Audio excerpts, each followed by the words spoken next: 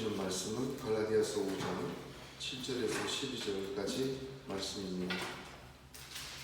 갈라디아서 5장 7절에서 12절까지의 말씀을 저와 여러분이 한 절씩 교독하겠습니다. 너희가 다름질을 잘하더니 누가 너희를 막아 진리를 순종하지 못하게 하더냐. 그 권면은 너희를 부르신 이에게서 난 것이 아니니라. 적은 누룩이 온 덩이에 퍼지느니라.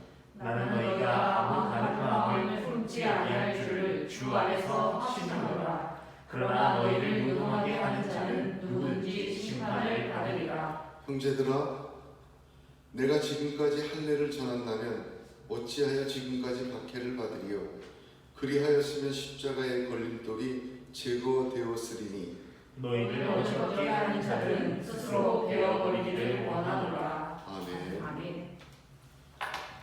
시편 119편 105절에 주의 말씀은 내 발의 등이요 내 길의 빛이니이다 하셨습니다. 오늘 주시는 하나님의 말씀이 성령의 감화감동의 역사하심으로 말미암아 우리 믿음의 길에 빛이 되고 우리의 걸어가는 인생길에 등이 되어지기를 간절히 소원합니다. 5장 2절에서 12절까지 한 문단입니다. 할례를 받지 말라라는 금지 명령 후에 적극적으로 하나님을 기다려라 그렇게 가르쳐 주었습니다. 이어서 오늘 읽은 본문 7절에서 12절은 그렇게 거짓되게 잘못된 다른 복음을 전하는 자들의 정체를 드러내며 그들을 하나님의 법정에 고소하는 내용입니다. 한마디로 고소장입니다. 이 고소장은 둘로 이루어져 있습니다. 공적인 하나님 법정에 고소하는 고소장과 개인적인 고소, 아주 신랄한 어조로 기록되어 있습니다. 제일 먼저는 하나님의 법정에 고소합니다. 공적으로 엄중하게, 그래서 누구든지 심판을 받으리라. 여기서 원어를 보면 법정에서 검사가 재판장에게 최후의 심판을 요구하는 그러한 언사예요.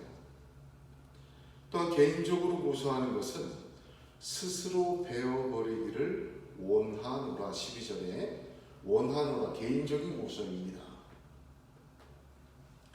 이로써 바울은 다른 복음을 전하여 교회와 성도들을 오염시키는 무리를 공적으로 하나님의 법정에 또 사적으로 개인적으로 고소합니다. 이 말은 이 다른 복음을 전하여 다른 교훈으로 성도들을 휘저어 놓는 사람들은 절대로 묵과해서는 안 된다는 것을 보여주는 것입니다. 공론화시키고 개인적이든 공적이든 반드시 발표해서 그것은 제지해야 합니다. 묵과해서는 안 됩니다. 용납해서는 안 된다는 사실을 저와 여러분들에게 분명히 보여주고 있습니다. 좋은 게 좋은 거지 뭐 그럴 수도 있지 이건 아니에요. 절대로 묵과할 수 없는 일이다. 본문 전체가 이 고소장이 바울의 이 7절에서 12절 말씀은 용납해서는 안 된다는 것을 저희들에게 먼저 말해주고 있습니다. 여러분, 저와 여러분이 거짓 교사와 다른 복음에 이러한 태도를 가져야 합니다. 뭐 이것도 좋고 저것도 좋고 합리적이고 그럴 수도 있고 이러면 안 됩니다. 다른 복음을 전하는 것을 용납하지 마시기 바랍니다. 요한계시록 2장을 보면 에베소 교회에게 성령은 내 행위와 수고와 내 인내를 알고 또 악한 자를 용납하지 아니한 것과 자칭 사도라 하되 아닌 자를 시험하여 그 거짓된 것을 내가 드러낸 것과 또 내가 참고 내 이름을 위하여 견디고 게으르지 아니한 것을 아노라 하십니다. 하나님께서 기억하시는 일이에요. 용납하지 않는 것은 하나님의 칭찬에 있는 일이요 하나님의 생명책에 기록되는 일입니다. 저와 여러분에게 오늘 이 말씀을 통해서 그러한 믿음이, 그런 결단이, 그러한 분별이, 그러한 사도가 보여준 태도가 저와 여러분의 다른 복음과 거짓 교훈에 대한 태도와 자세가 되기를 주님의 이름으로 축복합니다. 본문은 신약 성경 바울의 글 중에 가장 격정적이고 신랄하고 노골적이다, 그렇게 평가를 받습니다. 바울의 편지를 대필했어요. 자기가 부르면 이제 써주는 사람이 있었는데 그 집필자 역시 이 바울의 아주 노골적이고 신랄하고 격정적인 이 말을 조금도 가감 없이 그대로 적었습니다. 구절을 한번 보십시오. 구절에 뭐라고 되어 있죠? 적은 누르기 온동이에 퍼진다. 그 당시의 격언이에요. 격언을 갖다가 인용한 것입니다. 12절은 다음 주에 나누겠지만 스스로 배워버리기를 원하노라. 여러분, 이건 풍자입니다. 심한 조롱이에요. 이걸 직역하면, 다음 주에 나누겠지만 직역하면 거세를 해라, 그런 뜻입니다. 어마어마합니다. 10절과 11절, 이 말은 격정을 나타내죠.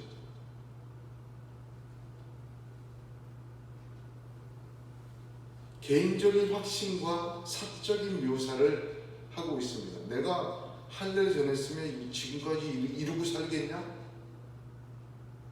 그리고 8절은 단언합니다. 그것은 하나님께서 난 것이 아니라 그 권면은 너희를 부르심에 의해서 난 것이 아니라. 아주 단언합니다.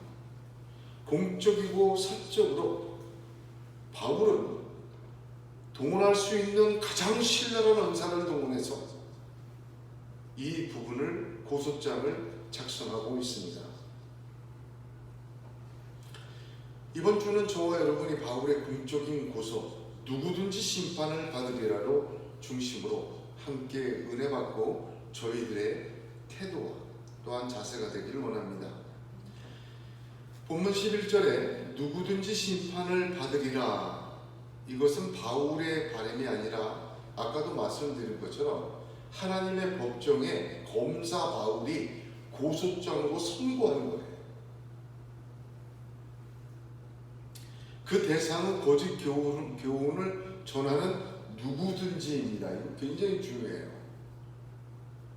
그가 그 누구든지가 얼마나 많은 사람들의 지지를 얻고 있는지, 우리가 보기에 종교적인 성과를 얼마나 내었는지, 얼마나 좋은 일을 많이 했는지 상관이 없어요. 누구든지 그 했던 의도는 좋았어, 그러나 결과가 나빴어. 의도가 좋든 말든 누구든지 교회를 위해, 성도를 위해, 하나님의 영광을 위해, 성장과 성공을 위해 어떤 일을 했든지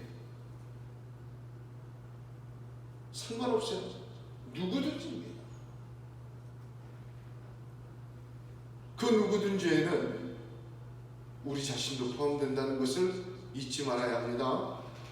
누구든지 다른 복음을 전하는 사람은 심판의 선고를 하나님의 법정에서 사도들에 의하여 선고받습니다.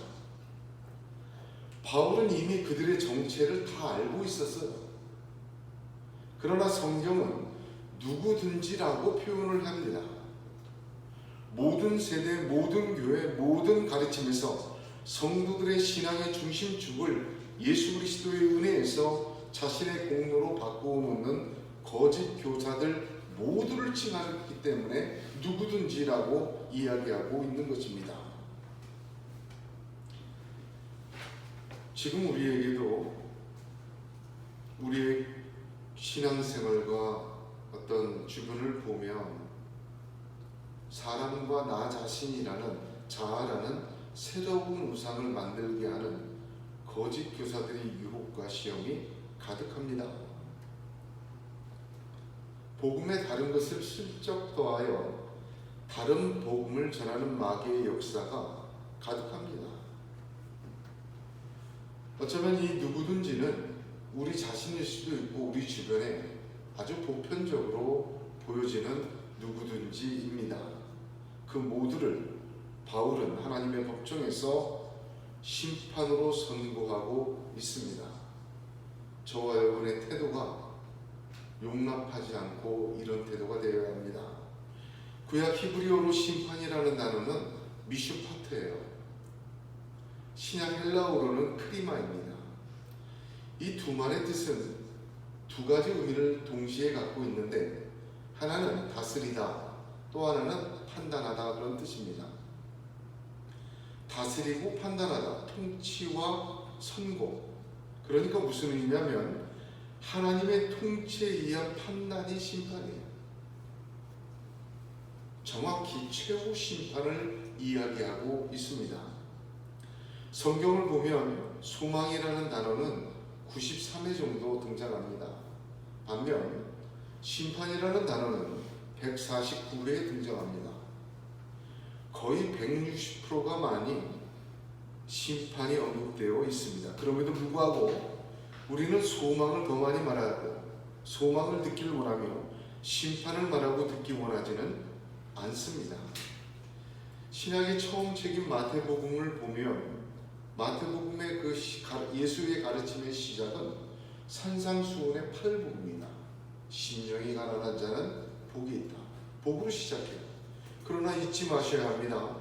마태복음 23장은 화 있을 징조라는 심판으로 끝이 나는 것입니다.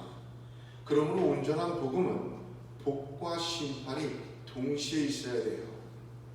심판이 없으면 구원이 필요가 없지 않습니까? 심판이 없는데 구원을 말할 수 있는 근거가 없잖아요. 심판하지 않는데. 여러분, 이 심판이란 하나님의 심판은 단순히 최후 심판만 있는 것은 아닙니다. 무슨 말이냐면 그 먼 날 우리가 이해할 수 없는 그날에 하나님의 심판이 있을 것이다. 아주 먼 미래의 이야기가 아니에요. 심판은 우리 주변에 현재 와 있는 것입니다. 왜 그렇게 얘기를 하느냐? 구원을 얘기할 때 예수를 믿을 때 이미 우리가 구원을 받았다. 지난주에 의롭다함 나눴죠? 구원을 받았다. 구원을 받고 신분과 의롭다함을 얻었지만 구원받은 이후에도 계속해서 의롭다함을 받아야 돼요. 구원을 완성해 가야 돼요. 그리고 주님 다시 오실 때 우리의 구원은 완성돼요. 누구에 의해서? 예수 그리스도에 의해서 말입니다. 이와 마찬가지로 심판 역시 우리의 지금의 삶에 구체적으로 존재합니다. 성경은 요한복음 3장 18절에 저를 믿는 자는 심판을 받지 아니하는 것이요 믿지 아니하는 자는 하나님의 독생자의 이름을 믿지 아니하므로 벌써 심판을 받은 것이라. 이미 심판받은 거라고 얘기해요. 또한 지금도 심판되고 있어요. 악이 횡행하고 하나님이 어디 있냐고 까불고 세상은 돈과 악으로 득세하며 마음껏 사는 것처럼 보입니다. 로마서 1장과 2장을 보면 하나님이 지금 세상을 심판하는 방법은 또한 저희가 마음에 하나님 두기를 싫어하며 하나님께서 저희를 그 상실한 마음대로 내어버려 두사 합당치 못한 일을 하게 하셨다. 내어버려 두는 거예요. 이게 현재적 심판입니다. 하나님의 내어버리심, 현재적 심판이에요. 합당치 못한 일을 마음껏 하는 걸 보고 심판이 어디 있어? 하나님 살아계셔? 저런 것들을 나도 하지만 내어버려 두신 거예요. 이게 하나님의 현재적 심판이에요. 로마서 1장 28절을 보면 하나님의 심판은 이런 일을 행하는 자에게 하나님의 판단이 진리대로 되는 줄 우리가 아노라. 로마서 2장 2절에 그렇게 돼 있어요. 진리대로 하나님은 지금 심판하고 있어요. 이 말 설명하기가 쉽습니다. 무슨 말이냐? 여러분, 진리라는 것은 변하지가 않아요. 성경이 하나님의 진리고 예수가 하나님의 진리예요. 예수의 이야기와 성경의 이야기를 하나님은 분명히 들려주셨어요. 그 진리가 세워짐으로 뭐가 드러나요? 악이라는 것이 드러나요. 진리가 없어지면 악인지 진리인지 선인지 구별이 안 가요. 무슨 말인지 아시겠어요? 어두운 방 안에 불이 탁 켜지면 이게 더럽고 추한 게 딱 보이잖아요. 이미 드러나 버리잖아요. 그 하나님의 현재적 심판은 두 개예요. 방치, 또 하나는 진리의 빛을 비추시는 거예요.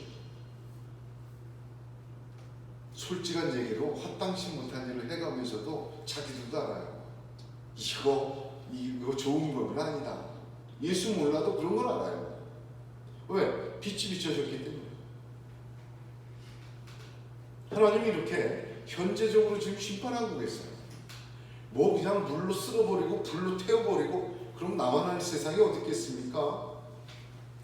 진리대로 심판하시는 거죠. 비춰주셔서 드러나게 했어요. 잠잠하신 게 아니에요.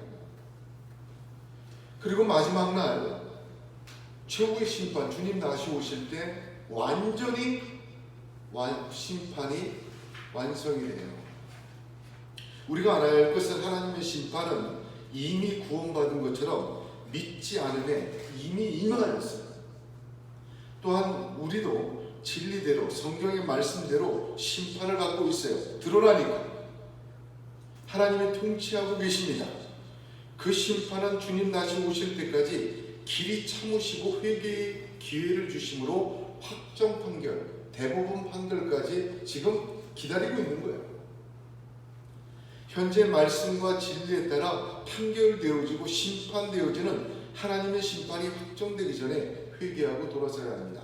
여러분 요즘에 많이 얘기되는 그런 불법들이 많잖아요. 무슨 사태 이런 게 많습니다. 그 보면은 대법원 확정 판결 나기까지 무죄의 원칙이지만 이미 국민들의 마음이 그건 불법이에요. 알고 저건 반칙이다. 다 알고 있는 거 아니겠습니까?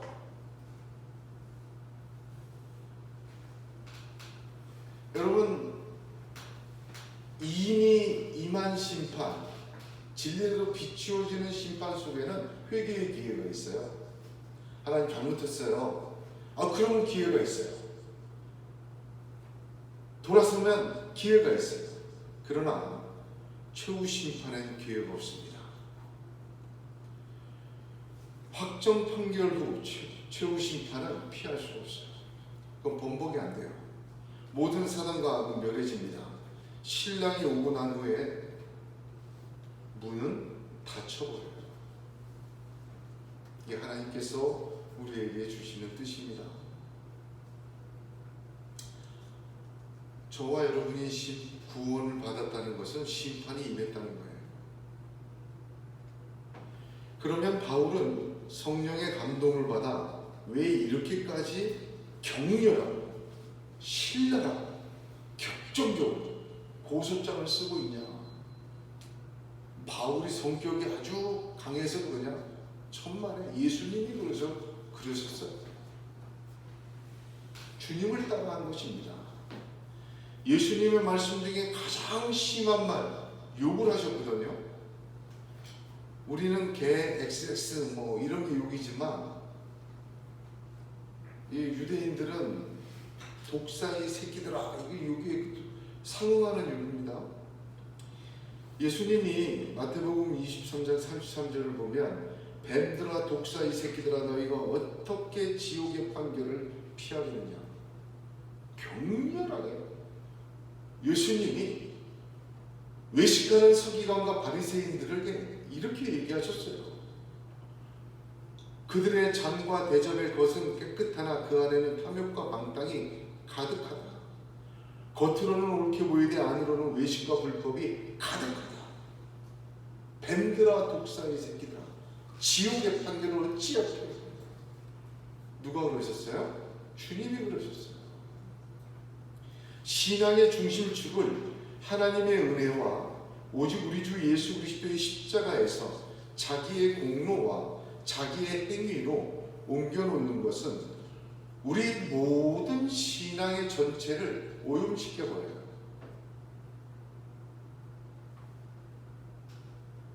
여러분 그 음식을 사면 잘못 보관하면 썩잖아요. 고구마는 고구마인데 썩은 고구마가 돼요. 교회도 다니고 신앙생활하고 예수 잘 믿는 것 같은데 썩은 고구마가 돼요.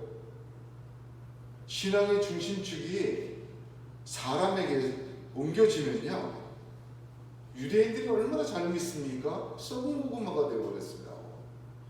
우리가 지금 예수 잘 믿고 내가 하나님 앞에 열심히 나가는 것 같고 기도하고 해도 썩은 고구마가 되어버려요. 뭐가? 신앙의 중심축이 하나님과 그리스도의 은혜에서 사람에게로 바꿔버려요. 다 썩어버려요. 바리새인들과 서기관들이 그 증거였어요. 이 사람들은 얼마나 하나님을 열심히 믿었습니까마는 하나님은 그들을 지옥의 판결에 선고를 내리십니다. 이런 것들에 대해서 주님은 적당히 감사하시고 그럴 수도 있다고 용납하시고 받아들이지 않으셨어요. 바울도 그러했습니다. 오늘 저와 여러분, 이 말씀 듣는 저와 여러분도 그럴 수 있기를 성령 하나님께 간절히 소원합니다. 교회의 역사 속에 그러면 이러한 일들이 있었냐? 수도 없이 많았죠. 2000년 동안. 대표적으로는 종교개혁입니다. 1517년에 마르틴 루터에 의해서 시작된 종교개혁이 왜 일어났는가?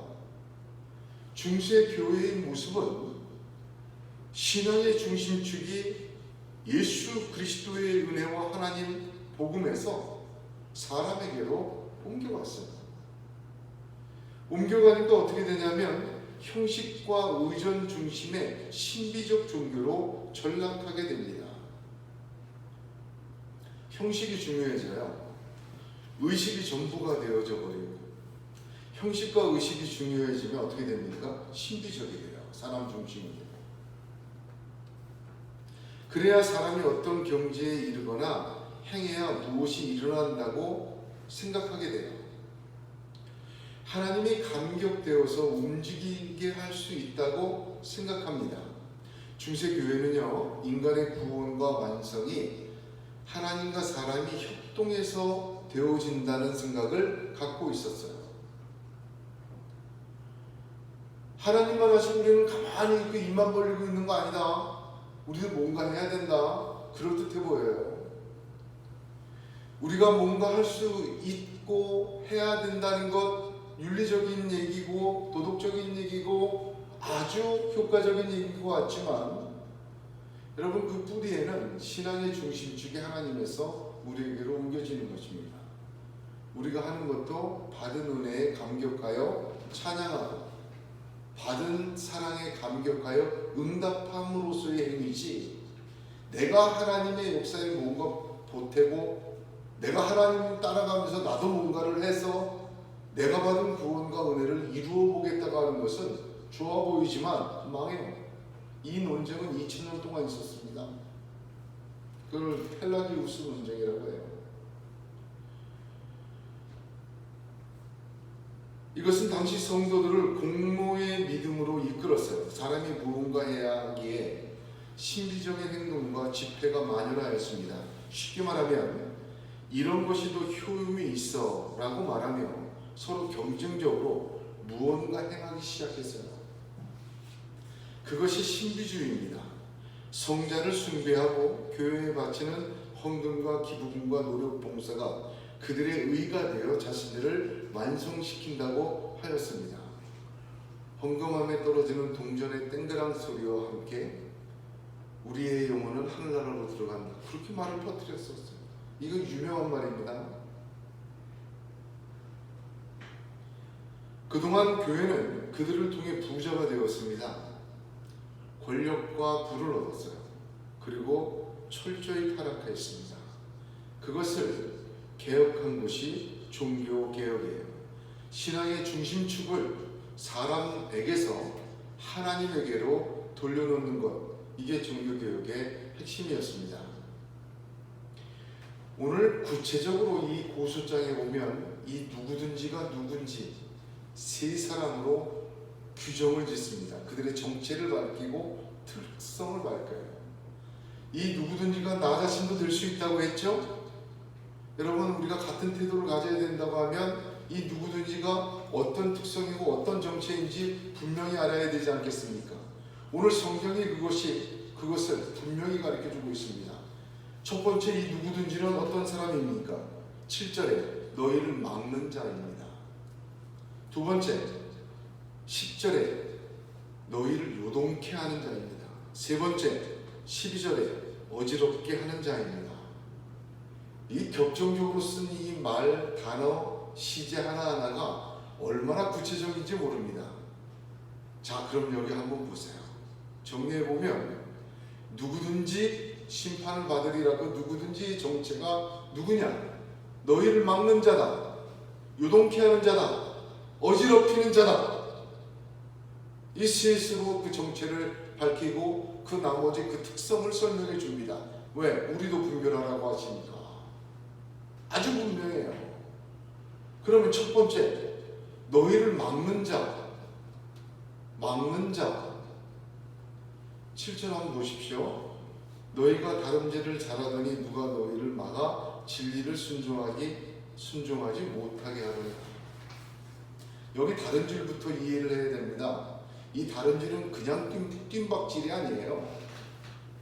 바울은 성경에서 성도들의 믿음의 삶을 경기장에서 트랙을 뛰는 운동선수의 다름질로 이야기를 해요. 이 다름질은 자기 뜻대로 뛰고 싶으면 뛰고, 쉬고 싶으면 쉬고, 빨리 뛰고 싶으면 빨리 뛰고, 돌아뛰고 싶으면 돌아뛰고, 그런 다름질이 아니라 선수가 몸을 풀고 준비했다가 심판이 땅을 하면 뛰어야 돼요. 그것도 뒤돌아뛰면 실격이에요. 남의 길로 쫓아가서 뛰고, 지멋대로 뛰고, 400m 한 바퀴 다 안 돌고 가로질러서 200m만 빨리 뛰어서 1등하고, 그런 거 안 통해요. 그건 다 실격이에요. 무슨 말이냐? 이 다름질이라는 말, 신앙생활이라는 말은 법대로 뛰는 거예요. 누구 법대로? 하나님의 법대로. 규칙대로 뛰어야 돼요.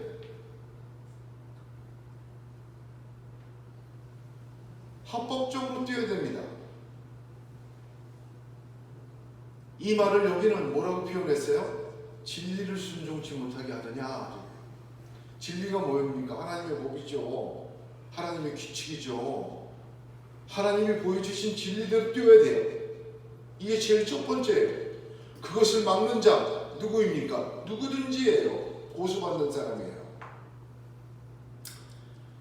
꽁 잡는 게 매고 흑묘 백묘 얘기를 하며, 그죠? 어떤 수단과 방법을 통해서도 일단 생존이라는 누구도 부인할 수 없는 그 얘기를 앞에 딱 던져놓고 모든 것을 처리합니다. 여러분, 이것은 가로막는 자입니다.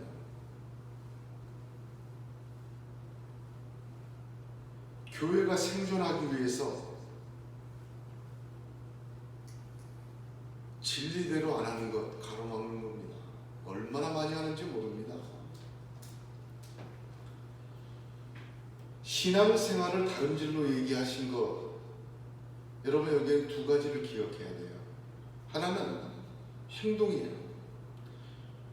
신앙생활은 가만히 있는 상태가 아니라 움직이는 행동이 있어야 합니다. 무슨 말입니까? 내가 은혜 받고 말씀 듣고 기도하면 그대로 살아야 돼요. 은혜 받고 말씀 듣고 기도만 하고 있으면 안 돼요. 그대로 살아야 돼요. 그게 다름질이에요. 두 번째는 뭡니까? 법대로 해야 돼요. 진리대로 행동하는 거예요. 그게 신앙생활이에요.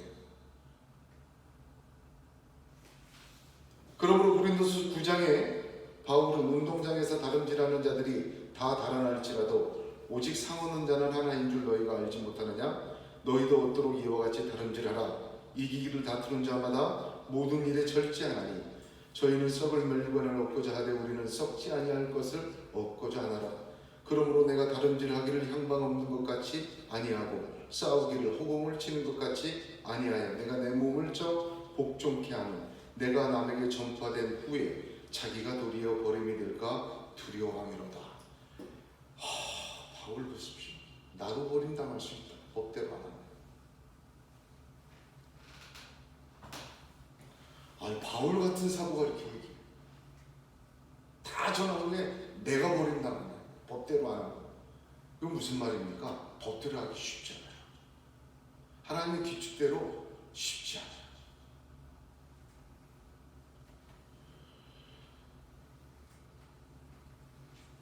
여러분 제일 먼저 얘기하는 게 이런 신앙생활, 하나님의 법대로 진리대로 순종하며 다름질하고 있는 것, 행동하고 있는데 그것을 가로막는 자. 막다 이 말은 회방하다, 끼어들다 그런 뜻이에요. 장애물을 두는 자가 아니라 법대로 그냥 잘 뛰고 있는데 말이죠. 끼 들어와가지고 회방하는 거, 그대로 못하게 하는 거죠. 그거 누가 해요? 마귀가 그렇게 해요.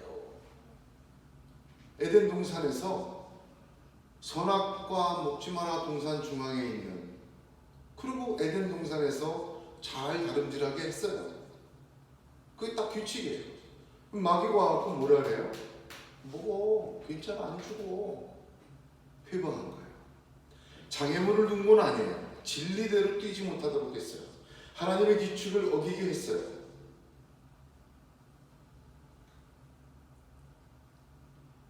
그런 자를 첫 번째로 고소합니다. 두 번째, 요동케 하는 자. 요동케 하다는 말은 헬라어로 타라소입니다. 제가 왜 이 말을 쓰냐면 이 타라소, 요동케 한다는 이 타라소라는 헬라어가 요한복음 5장 4절에 베데스다 연못에, 그죠? 천사가 한 번씩 내려와 물을 휘젓다 할 때 타라소로 똑같은 단어를 썼어요. 두 번째는 뭐예요? 휘젓는 자예요. 그러니까 머릿속에 연상하도록 바울이 얘기해 주었어요. 첫 번째는 뭐였죠? 운동장, 경기, 다름질하는 거. 두 번째는 베데스다 연못. 그렇게 기록하면 너무 편해. 같은 단어를 써가지고 찬잔한 마음을 교란시키고 선동하는 것, 휘젓는 것입니다. 에베소서 4장 14절을 보면 교훈의 풍조에 밀려 요동치 않게 하려 함이라 합니다. 시대마다 사람마다 그때마다 유행이 있어요. 교훈도 유행이 있습니다. 교훈도 유행이 있어요. 그러나 진리는 변하지 않습니다. 그 유행의 진리를 휘젓게 놓아두어서는 안 돼요. 요즘 세상에, 요즘 시기에 아직 그러고 있어. 아이고 참, 참 답답하네, 답답해. 여러분 그런 말 듣지 마세요. 여러분 그러면서도 휘저어지는 것도 사실이에요. 귀가 팔랑귀가 아니더라도 말이죠. 그거 막 휘저어질 수 있어요. 여러분 어떤 경우에 휘저어집니까? 그 얘기와 그 교훈이 강해서가 아니에요. 휘저어지는 데의 핵심은, 문제는 나에게 있어요. 성경이 두 가지를 얘기해요. 내가 어떤 경우에 휘저어지는지. 뭐 태풍이 불어도 나는 꼼짝하네. 그런 사람은 참 좋아요. 그러나 뭐 좀 들리면 확 넘어가고 확 졸려요. 좌회전했다가 우회전했다가 유턴했다가 정신이 없어요. 그 휘저어지는 원인을 대개 그것보다는 그 휘저어진 당하는 자신에게 성경은 두 가지 특성을 얘기해요. 첫 번째는 성경을 잘 보니까 누가복음 6장 47, 48절 보면 내가 나와 내 말을 듣고 행하는 자마다 누구와 같은 것을 너희에게 보이리라. 집을 짓되 깊이 파고 주초를 반석 위에 놓은 사람과 같으니 큰 물이 나서 탕류가 그 집에 부딪히되 잘 지은 연고로 능히 요동케 못하였거니와 같은 단어입니다. 무슨 말입니까? 주초를 제대로 안 놓고 믿는 사람들, 큰 물은 언제든지 와요. 근데 거기에 쓸려가는 사람이 대부분이지. 그러나 안 쓸리고 가만히 있는 사람이 있어요. 그건 뭐 주초가 든든한 사람이에요. 예수의 말씀도 그의 말씀대로 순종해 나가는 다름질을 하는 것이 주초 깊이 파는 것입니다. 여러분, 이것을 하지 않고 왜 엉뚱한 소리에 귀를 기울입니까? 예수의 말씀과 예수 자신에게 집중해 있으면요, 큰 물, 태풍과 폭풍과 와도 꼼짝없어요. 내가 막 흔들린다 그러면 뭐예요? 아, 내가 주님과 주님의 말씀에서 눈을 감았구나.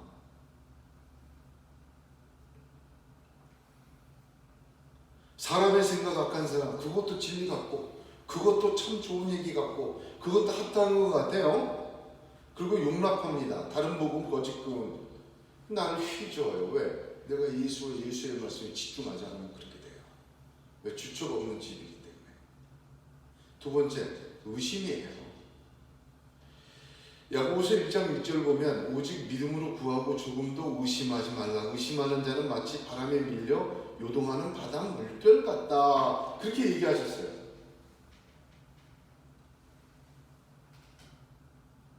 예수에게 집중하지 않으면 요동쳐요. 우리에게서 요동하는 거. 두 번째, 의심하는 자 요동합니다. 그런데 잘 생각해 보십시오. 성경을 가만히 읽어보면요, 복음서를 보면 언제 의심합니까? 의심이 언제 들어요? 야고보서 1장 6절에 의심하는 자는 마치 바람에 밀려 이동하는 바닷물결 같다 그래놓고 1장 8절에 이어서 바로 이렇게 얘기를 합니다. 두 마음을 품어 모든 일에 정함이 없는 자로다. 아멘.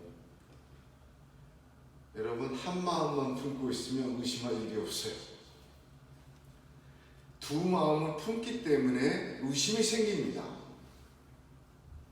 하나님은 유일한 하나님이시니 너희는 마음을 다하고 뜻을 다하고 힘을 다하여 내 하나님 여호와를 사랑하라. 신명기 6장에 시험하죠? 유일한 하나님, 유일한 마음으로 사랑하는 거예요. 두 마음으로 사랑하면 의심이 자꾸 들어요. 의심은 우리를 요동하게 합니다. 그리스도 예수의 십자가 복음 외에 다른 복음을 용납함은 두 마음을 품게 합니다. 다른 복음, 거짓 교훈은 한 마음이 아니라 다른 마음을 품게 합니다. 뭐라 그랬어요? 그래서 오늘 본문을 보면 10절 보세요. 나는 너희가 아무 다른 마음 품지 아니할 줄을 주 안에서 확신하노라. 그러지 않습니까? 그리고 요동케 하는 자 얘기합니다.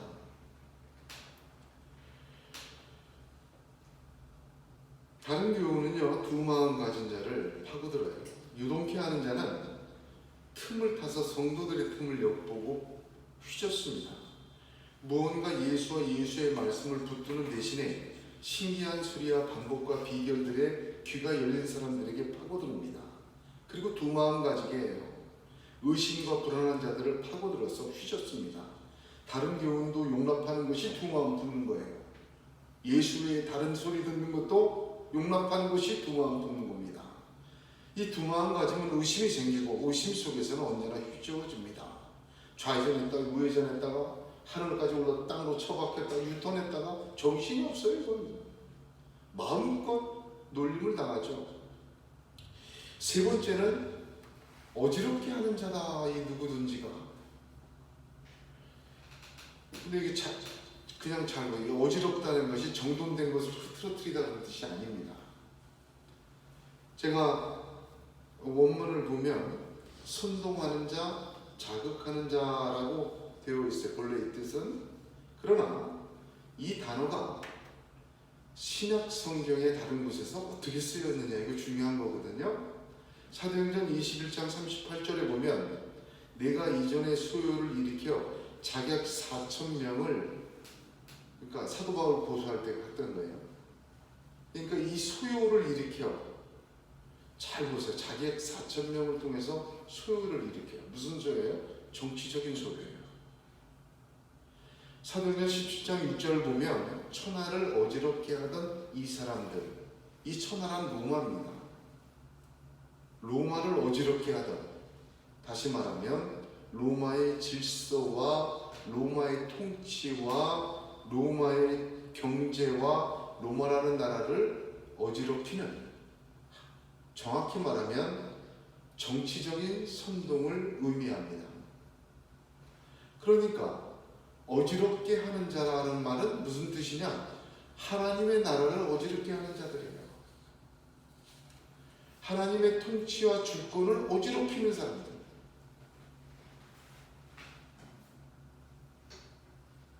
하나님의 질서를 어지럽히는 사람들. 하나님의 가치를 어지럽히는 사람들. 하나님에 대한 소망을 어지럽히는 사람들.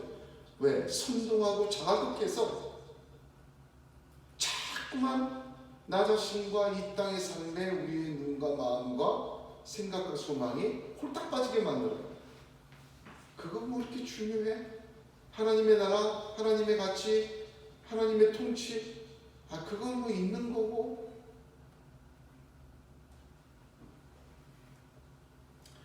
디모데전서 6장 3절에서 5절을 보면 누구든지 다른 교훈을 하며 바른 말, 곧 우리 주 예수 그리스도의 말씀과 경건에 관한 교훈에 창념치 아니하면, 이거 중요한 말입니다. 창념치 아니하면 이렇게 된다 그래요. 어지럽히게 돼요. 우리 주 예수 그리스도의 말씀과 경건에 관한 교훈에 창념해야 돼요. 그렇지 않으면 어지럽히게 돼요. 하나님의 질서를. 보세요. 저는 교만하여 아무것도 알지 못하고 변론과 언쟁을 좋아하는 자니 이로써 투기와 분쟁과 회방과 악한 생각이 나며 마음이 부패하여지고 진리를 잃어버리고 경건을 이익의 재료로 생각하는 자들의 다툼이 일어납니다. 여러분, 처음부터 마음이 부패해지는 것 아니고 처음부터 진리를 잃어버리는 것 아닙니다. 악한 생각이 처음부터 드는 것도 아니고 회방과 분쟁과 투기가 남의 얘기만은 아니에요. 예수 잘 믿는 사람도, 그 유명한 지도자들도 이렇게 돼요. 왜? 예수 그리스도의 말씀과 경건에 관한 교훈에 창념치 않아요. 다른 교훈을 합니다. 이렇게 되면 결국 이렇게 됩니다. 이거 진리예요. 우리 주 예수 그리스도의 말씀과 경건에 관한 교훈에 창념해야 돼요. 다른 교훈을 용납해서 자꾸 얘기해야 되고 말이에요. 예수와 예수의 말씀에 창념하지 않으면 부패하게 되고 진리를 잃어버리게 되고 회방하고 투기하고 싸움과 다툼이 일어나게 됩니다. 요동하게 돼요. 어지럽히게 돼요. 이 창념하다는 말을 이거 자세히 봐야 되겠다. 찾아보니까 창념하다가 집중하다라는 뜻은 아니더라고요. 저도 놀랐습니다. 헬라어 원문의 뜻은 뭐냐면 가까이 하여 나아가다, 그런 뜻이더라고요. 뭐 창념하다로 번역해도 좋겠지만 가까이 하여 나아가다, 이거 깊이 생각해 보면 상태와 동작을 얘기해요. 가까이 하여 상태, 나아가다 동작이에요. 그러면 예수와 예수 그리스도의 말씀과 경건에 대한 교훈 안에 있어야 돼요. 가까이, closing, 밀착해 있어야 돼요. 예수 안에 거해야 돼요. 그 말과 같은 말이죠. 그리고 나아가다라는 건 방향성이죠. 오직 예수와 예수의 말씀과 경건에 가는 교훈으로 나아가야 돼요. 동작이, 방향성, 상태와 방향입니다. 예수 안에 거하고 가까이는 그 안에 그를 향해 나아가는 거예요. 아무리 합리적이고 세상적으로 훌륭한 연설이라도 예수가 없으면, 예수를 향해 있지 않으면, 예수를 나타내지 못하면 어지럽히게 됩니다. 이건 진리예요. 예수와 예수의 말씀에 집중하는 것, 여기에 집중하지 못할 때 아무것도 알지 못하게 됩니다. 마음이 부패해지고 진리를 잃어버리게 됩니다. 저는 목사로서 가끔 그런 말씀 많이 듣습니다. 너무 심하게 상처를 받거나 인생에 큰 문제가 닥친 분들은 말이죠, 교회 와서 말씀 들을 때 자기 상황에 딱 맞는 위로나 어떤 소망을 발견하기를 원해요. 근데 목사님이 자꾸 그런 얘기보다 천국 얘기하고 예수님 얘기하고 예수님 기원만 얘기하면, 목사님, 성도들이 한 주간 동안 세상에서 얼마나 시달리며 힘들게 살고 있는지 목사님은 참 목회만 하셔서 너무 몰라도 몰라, 그런 얘기를 합니다. 많이 들어요. 그렇다고 목사가, 아니 주님의 날에 하나님 얘기 안 하고 예수와 예수의 말씀에 참여하지 않으면 뭘 하겠습니까? 기껏해야 세상에서 이기는 방법을 얘기해주고, 기껏해야 그 마음이 흐뭇해지는 것을 생각해내면 그것으로 채워서 뭐 하겠다는 말입니까? 육으로 심은 것은 육이에요. 영으로 심은 것이 영입니다. 같이 몰라지고 같이 무지해지고 부패해지고 같이 망하는 거예요. 이렇게 되면. 사랑하는 성도 여러분, 제가 오늘 예배 전에도 엎드려서 40분 이상 기도하면서 성도들을 위해 간구합니다. 하나님, 이러한 사람들이 이러한 문제들로 하나님 앞에 기도의 제목과 간절함이 있습니다. 그러나 귀를 열어서 하늘을 보게 하시고 마음을 열어서 예수를 보게 하시고 예수의 음성을 듣게 하여 주옵소서 합니다. 왜? 소망이 거기밖에 없어요.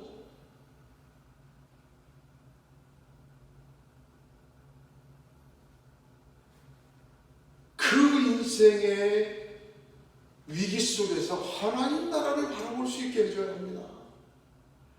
그 세상의 소리에서 주님의 음성에 창념하게 만들어야 합니다. 왜 그렇습니까? 영으로 심어야 돼요. 왜 그렇습니까? 하나님 외에는 소망이 없어요. 왜 그렇습니까? 하나님이 해주셔야 되기 때문에. 왜 그렇게 기도합니까? 하나님이 해주셔서 완성시켜야 되기 때문에, 그러기를 소망하기 때문에. 여러분, 오늘 말씀에 누구든지 심판을 받으리라, 바울의 공적인 고소입니다. 격정적인 어투로 이 고소를 하였고, 그 누구든지에 대해서 세 가지로 분명하게 그림으로 보여주었습니다.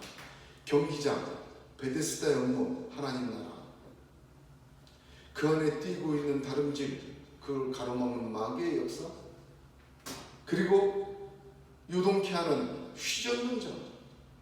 그 휘젓는 것은 휘젓는 자도 있지만 휘종당하는 우리에게 문제가 있다 했죠. 하나님의 질서를 어지럽히는 자, 하나님 나라를 어지럽히는 자, 너무나도 분명하게 보여주었습니다. 다음 주에는 개인적인 고소 스스로 배워보기를 원하노라 통해서 그 특성을 더 깊이 볼 텐데, 이렇게까지 성경이 우리에게 보여주시고 밝혀주시는 이유는 주님이 그러셨던 것처럼, 바울이 그랬던 것처럼 오늘 저와 여러분도 하나님과 하나님의 말씀, 주 예수 그리스도와 그분의 말씀 외에 다른 교훈과 다른 복음에 대해 이러한 태도를 가지라는 성령의 음성인 줄로 믿습니다. 검사 바울은 하나님의 법정에 공적으로 드러내놓고 누구든지 심판을 받으리라 선고하였습니다. 저와 여러분에게도 상존하는 거짓 교사와 거짓 교훈, 다른 복음 용납하지 않는 이 태도와 믿음이 있기를 주님의 이름으로 축복합니다. 이 세 가지 누구든지의 정체와 특성이 저와 여러분의 발에 등이 되고 길에 빛이 되어 걸려 넘어지는 돌을 피하고 멸망으로 가는 길을 분별하는 성령의 은혜가 있기를 주님의 이름으로 축복합니다. 기도하겠습니다. 고마우시고 감사